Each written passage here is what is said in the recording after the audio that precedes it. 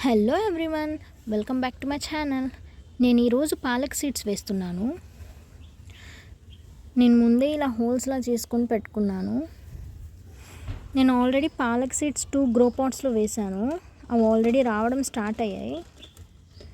అది కూడా మీకు చూపిస్తాను. ముందైతే ఇది వేసేద్దాం. ఇలా సీడ్స్ తీసుకొని ఒక 2 to 3 అనుకోండి.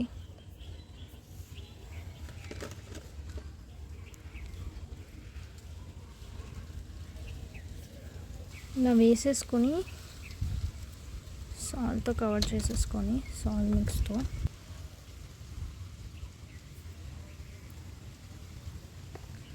వాటర్ స్ప్రింకిల్ చేసేసుకోవాలి.